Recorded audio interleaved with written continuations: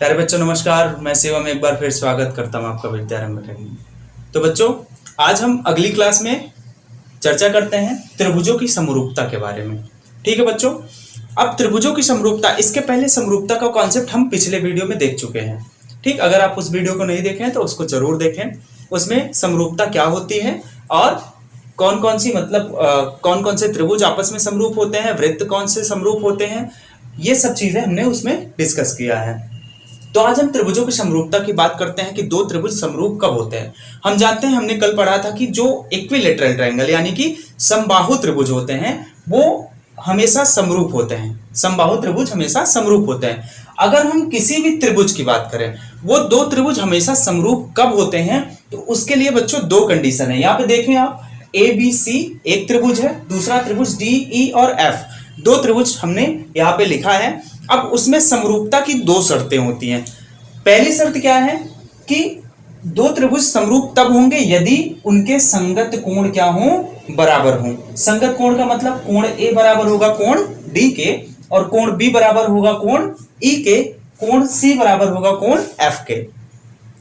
ठीक है बच्चों, तो दो कोण मतलब संगत कोण बराबर हो और संगत भुजाएं क्या हो, एक ही अनुपात में हो। यानी कि अगर हम कहें ए बी बटे में क्या डीई बराबर होना चाहिए किसके, बीसी बटे में ई एफ के, और ये भी बराबर होना चाहिए एसी अपॉन में डी एफ के। ठीक है बच्चों, तो यहाँ पे हम कसौटियां जो है समरूपता की, दो त्रिभुज कब समरूप होते हैं उसको हम लिख देते हैं। आप लोग नोट करेंगे बहुत अच्छे से। ठीक है, पहली कंडीशन क्या होती है, संगत, दोनों त्रिभुज के क्या होने चाहिए, संगत कोण बराबर हो। ठीक है बच्चों, दूसरा कंडीशन क्या होता है इसमें, तथा संगत भुजाएं एक ही अनुपात में हो।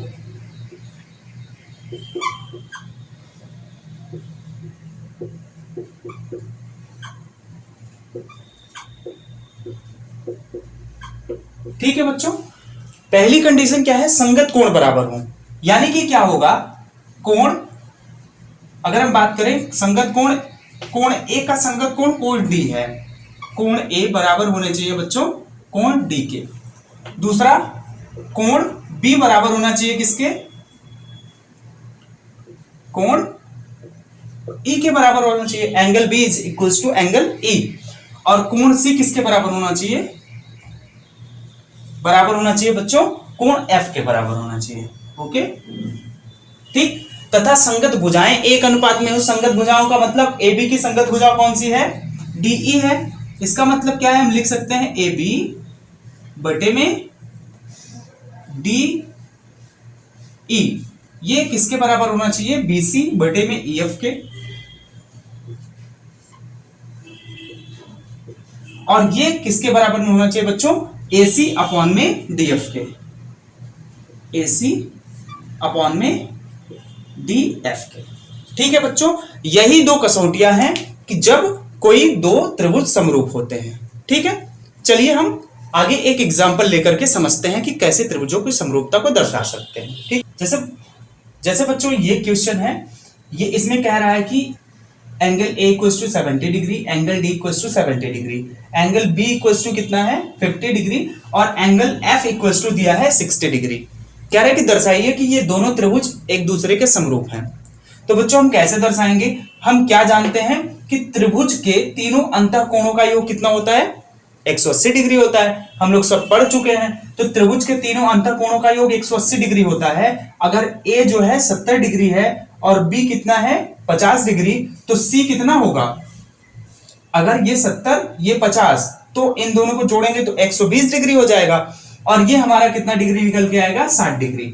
अब ये 60 डिग्री है। अब सेम चीज यहां पे भी देखेंगे, angle D equals to 70 degree, angle F equals to कितना है 60 डिग्री।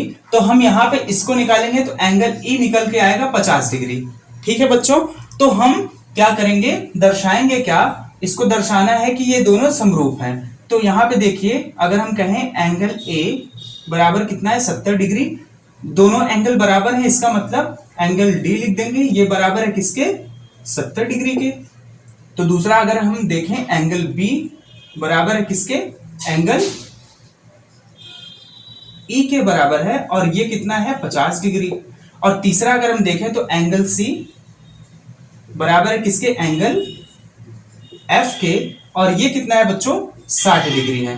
अब आप देखें यहां पे कि तीनों संगत कोण, ए के संगत डी है तो दोनों बराबर हैं, बी के संगत ई है तो ये दोनों बराबर हैं, और सी के संगत एफ है तो ये दोनों बराबर हैं। तो बच्चों यहां पे देखिए संगत कोण हमारे बराबर हो गए, तो हम लिख देंगे यहां पे कि त्रिभुज ए बी सी समरूप है त्रिभुज डी ई और एफ के। ठीक है बच्चों, यहां पे देखिए संगत कोण बराबर हो गए, इसलिए प्रूफ हो गया क्या है कि हमारा त्रिभुज एबीसी त्रिभुज डीईएफ के समरूप है। और समरूपता में एक चीज बहुत ध्यान से आप देखेंगे कि हम जहां से एंगल की शुरुआत करेंगे, जहां से मतलब अगर हमने ए बी सी से शुरुआत किया है तो हमको यहां से डी ई और एफ ही लिखना पड़ेगा उसके समरूप। अगर हम ऐसे लिख दें कि त्रिभुज ए बी और सी त्रिभुज ई एफ और डी के समरूप है तो ये गलत हो जाएगा। ठीक, तो हमको ये ध्यान रखना है कि एंगल ए से हम शुरुआत कर रहे हैं तो यहां पे भी इसके करेस्पॉन्डिंग एंगल मतलब संगत कोण डी है, तो इस त्रिभुज में भी एंगल डी से ही शुरुआत करेंगे। ठीक है बच्चों, इतनी बात समझ में आ गई होगी। तो चलते हैं हम थेल्स थ्योरम पढ़ते हैं नेक्स्ट कॉन्सेप्ट पे। ठीक है, तो बच्चों देखते हैं हम थेल्स थ्योरम के बारे में पढ़ते हैं। थेल्स थ्योरम में दिया गया है 6.1, ये किसी भी त्रिभुज के भुजाओं को एक अनुपात में विभाजित करने के लिए ये थ्योरम दिया गया है। देखिए आपके बुक खोलेंगे आप, उसमें देखिएगा थ्योरम क्या है। यदि किसी त्रिभुज की एक भुजा के समांतर अन्य दो भुजाओं को भिन्न भिन्न बिंदुओं पर प्रतिच्छेद करने के लिए एक रेखा खींची जाए तो ये अन्य दो भुजाओं को एक ही अनुपात में विभाजित करती है। ये तो आपने देखा बुक का लैंग्वेज क्या है। अब बुक तो समझ में आती नहीं है, अगर बुक समझ में आती तो टीचर का क्या मतलब है फिर, है ना। तो हम देखते हैं बहुत आसान तरीके से इसको समझते हैं। इस थ्योरम का बस मतलब ये है कि कह रहा है यदि डीई बीसी के समांतर है, ध्यान देना डीई किसके समांतर है, बीसी के, यानी कि ये वाली जो भुजा दिख रही है आपको, अगर ये बीसी के समांतर है तो जो एडी बटे में डीबी बराबर होना चाहिए किसके, एई बटे में ईसी के। ठीक है बच्चों, तो चलते हैं देखते हैं क्या कह रहा है। यदि क्या होना चाहिए, डीई पैरेलल हो अगर किसके, बीसी के, मतलब ये साइन आप समझ पा रहे हैं, इसका मतलब है समांतर है। यदि डीई समांतर है बीसी के तो क्या होगा, एडी बटे में डीबी, एडी बटे में डीबी बराबर होगा किसके बच्चों, एई अपॉन में ईसी के, एई अपॉन में ईसी के। ये बात समझ में आई। या अभी और कंडीशन इसमें हो सकती है, जरूरी नहीं है कि एडी बटे डीबी बराबर एई बटे ईसी ही इक्वल हो, इसमें यह हो सकता है।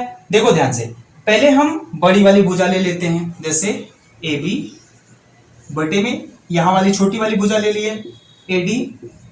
तो ध्यान आपको देना है, इधर भी पहले बड़ी वाली भुजा लेंगे, कौन सी भुजा, ए सी बटे में क्या लेना है, फिर वही छोटी वाली भुजा ए ई। ऐसे बहुत सारे कंडीशन बन सकते हैं, मतलब कि अगर हम कहें डीबी बटे में ए बी, ये भी बराबर हो सकता है ईसी अपॉन में एसी के, ये भी हम लिख देते हैं। या डीबी बटे में ए बी, ये बराबर हो सकता है बच्चों ईसी अपॉन में एसी के। ठीक है, ये तीन कंडीशन इस पे लागू हो सकती है। तो चलिए इस पे हम एग्जाम्पल देखते हैं, कोई सवाल हम लेकर के चेक करते हैं कि क्या ये सत्य है। ठीक है, चलो। तो बच्चों देखिए एक एग्जाम्पल है, इससे हम समझते हैं थेल्स थ्योरम को। देखिए दिया गया है यदि डीई समांतर हो बीसी के तो एक्स का मान क्या होगा। देखिए ध्यान से, डीई किसके समांतर दिया है, बीसी के समांतर दिया है। अब यहाँ पे देखिए एडी का वैल्यू कितना दिया है, ये दिया है 3 और dB की वैल्यू x है जो हमको फाइंड करना है और EC के वैल्यू 6 दिया गया है। तो हम थेल्स प्रमेय से करते हैं। थेल्स प्रमेय से क्या करेंगे बच्चों, हम जानते हैं यदि DE पैरेलल है किसके, BC के, तो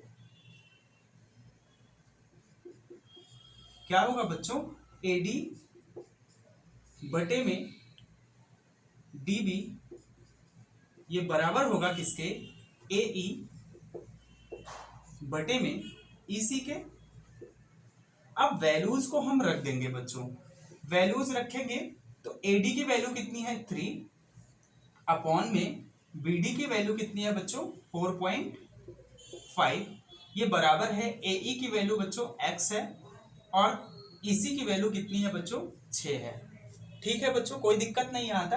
अगर हम बात करें बच्चों तो इसको जब हम सॉल्व करेंगे, देखिए क्रॉस मल्टीप्लाई अगर हम करवाएंगे 6 को वहां पर मल्टीप्लाई करवा देंगे तो ये हो जाएगा 18 अपॉन में ये 4.5 बराबर में x हो जाएगा। अगर 4.5 से 18 को हम डिवाइड करते हैं तो ये 4 आता है, तो x की वैल्यू जो निकल के आई बच्चों x इक्वल्स टू में 4। ऐसे ही बहुत सारे सवाल हम अपनी प्रश्नावली में करने वाले हैं। ठीक है बच्चों, चलते हैं आगे। तो बच्चों हम थेल्स थ्योरम का एक विलोम है प्रमेय नंबर 6.2, इसको हम देखते हैं कि ये क्या कह रहा है। तो इसको अगर हम आप बुक निकाल के इसको पढ़ें तो देखिए क्या है, यदि एक रेखा त्रिभुज की दो भुजाओं को एक ही अनुपात में विभाजित करे तो वह तीसरी भुजा के समांतर होती है। ठीक है, कह रहा है कि यदि एक रेखा त्रिभुज की दो भुजाओं को, दो भुजाओं मतलब AB और AC, इसको एक ही अनुपात में विभाजित करे तो वह जो रेखा होगी वो तीसरी भुजा के समांतर होगी। जैसे पहले वाले प्रमेय में हमने क्या पढ़ा था कि यदि DE समांतर है BC के तो AD बटे में DB और AE बटे में EC बराबर होंगे आपस में। ठीक है बच्चों, तो इसको देखते हैं ये क्या कह रहा है। कह रहा है कि यदि, अब देखो ध्यान से, बस जस्ट विलोम हो गया है, उलट गया है ये प्रमेय। बस देखो क्या कह रहा है, AD अपॉन में DB बराबर है किसके, AE अपॉन में EC के। तो इस प्रमेय के अनुसार DE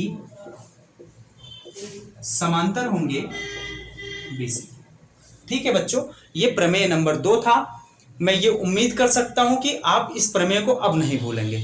ठीक है, इसको हमेशा रिवाइज करते रहेंगे, ये बहुत इंपॉर्टेंट आपके लिए है। ठीक है बच्चों, चल नंबर 1 पे बात करते हैं। ये कह रहा है कि यदि DE AB और EC का क्रमशः को प्रतिच्छेद करता है, तो यदि DE पैरेलल होगा किसके, BC के, तो सिद्ध करना है AD अपॉन AB और बराबर में AE अपॉन AC। तो दिया है क्या हमको, DE इस समांतर है किसके, BC के। DE समांतर है BC के, तो हम जानते हैं, लिख देंगे यहां पे थेल्स प्रमेय से। थेल्स प्रमेय से क्या लिख सकते हैं बच्चों, यदि DE समांतर होगा BC के तो हम यहाँ पे बच्चों क्या लिख सकते हैं, देखिएगा ध्यान से। अगर हम कहें तो ऐसे लिख सकते हैं क्या, DB बटे में AD, क्या लिख सकते हैं, DB बटे में AD बराबर होगा किसके, EC बटे में AE के, EC बटे में AE के। आप प्रमेय पढ़ चुके हैं, 6.1 वाला प्रमेय यहाँ पे लागू हो रहा है। तो अगर हम आगे चले बच्चों, तो यहाँ पे हम क्या करें, ध्यान से आप बात को समझेंगे आगे। अब देखिए ध्यान से, अगर हम यहाँ पे दोनों पक्षों में एक जोड़ देते हैं तो ये हो जाएगा DB प्लस AD बटे में AD, और यहाँ पे हो जाएगा EC प्लस AE बटे में AE। दोनों पक्षों में 1 जोड़ने के बाद हमको मिल जाएगा कितना, AB बटे में AD। तो यहां पे देखो क्या करते हैं, DB बटे में AD प्लस 1 कर दिए बराबर EC बटे में AE बच्चों प्लस 1 कर दिए। अगर हम यहाँ पे एलसीएम लेते हैं, क्या लेते हैं, एलसीएम अगर लेते हैं तो ये हो क्या जाएगा, देखें ध्यान से, ये हो जाएगा DB प्लस AD बटे में AD बराबर में EC प्लस AE बटे में कितना बच्चों, AE। ठीक है बच्चों, अगर हम DB प्लस AD की बात करें, DB प्लस AD को हम लिख सकते हैं AB। क्या लिख सकते हैं, AB लिख सकते हैं। तो यहां पे हमने ऊपर लिख दिया AB बटे में ये नीचे क्या हो गया बच्चों, AD, और ये बराबर है किसके, EC प्लस AC को हम लिख सकते हैं कितना, AC। और यहां पे बच्चों हम लिख सकते हैं क्या, EC और plus AC, EC plus AE की जगह हम लिख सकते हैं बच्चों AC, और बटे में क्या है हमारा, AE है। अब देखो ध्यान से, हमको सिद्ध करना था AD अपॉन AB बराबर में AE अपॉन AC। तो हम क्या करेंगे, इसको दोनों को पलट देंगे, ये हो जाएगा AD बटे में AB बराबर में, जब इसको पलटेंगे तो इसको भी पलटना पड़ेगा, AE बटे में AC। ठीक है बच्चों, ये है हमारा एनसीईआरटी का पहला एग्जाम्पल, और यहां पे लिख देंगे हेंस प्रूव।